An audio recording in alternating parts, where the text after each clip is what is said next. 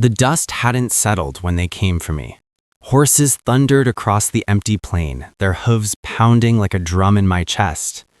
Before I could even turn, rough hands seized me, yanking me from the wagon. My screams were swallowed by the wind in the endless horizon. My name is Eliza Carter, and until that morning, I'd only known the quiet life of my father's ranch near Red Creek. By nightfall, that life was gone, replaced by fear, confusion, and an unknown future. We rode hard and fast, the sun burning low behind the jagged mountains, casting long shadows that danced across the trail. I had expected angry faces, shouting men, maybe even weapons drawn, but what I saw instead was an eerie silence. My captors were calm, professional, almost ceremonial in the way they guided me through the rocky terrain. My heart raced as I tried to see what they were planning, what awaited me at the end of this ride.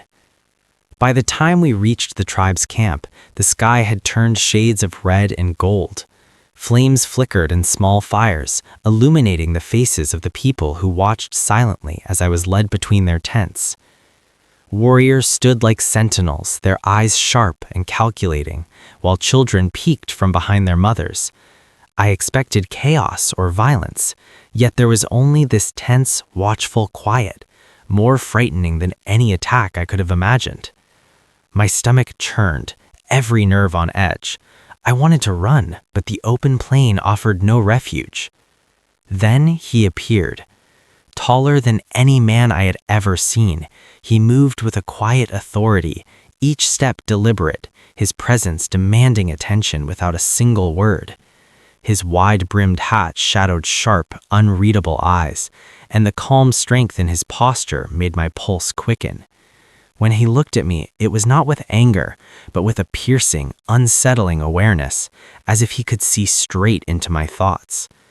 I wanted to shrink back, to disappear, yet I couldn't look away. He stopped a few feet in front of me and tilted his head slightly.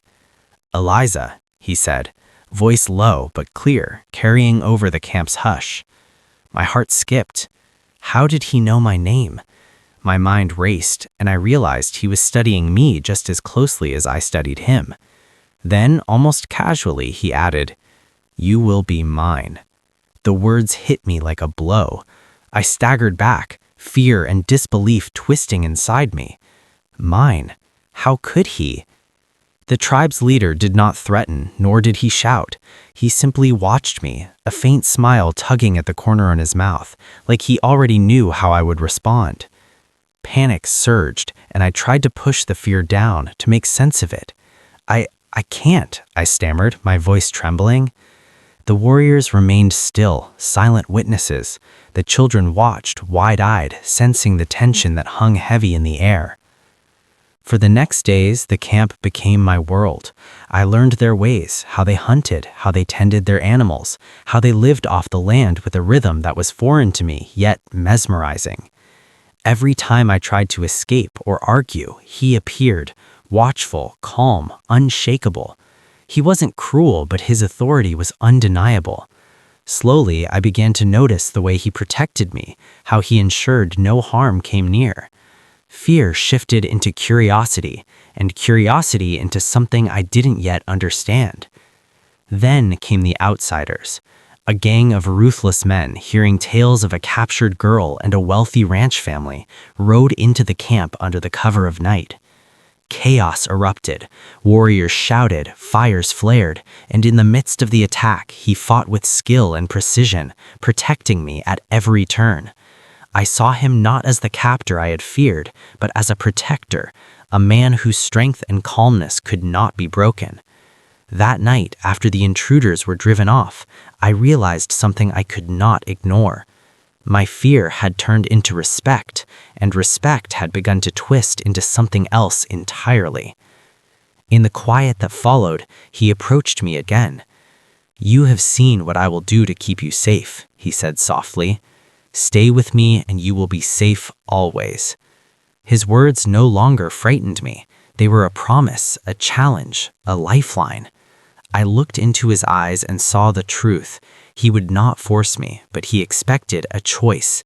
And for the first time since being captured, I felt power over my own fate.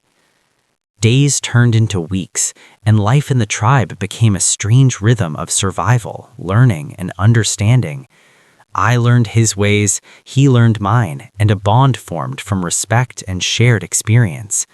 The wild, untamed land had forced us together, and in the harshness of it, something deeper grew. One evening, under a sky burning with stars, he asked me again, more gently this time, "Will you marry me?" I thought of the fear I had felt on the trail, the uncertainty of my future, and the life I had left behind. But I also thought of the man who had saved me, guided me, and challenged me in ways I had never known. I will, I said at last, and the weight of those words lifted a burden I hadn't realized I carried. He smiled, not with arrogance, but with relief and pride. In that moment, the wild land stretched out before us, endless and untamed, just like the life we would face together. And though the path ahead was uncertain, I knew one thing for certain.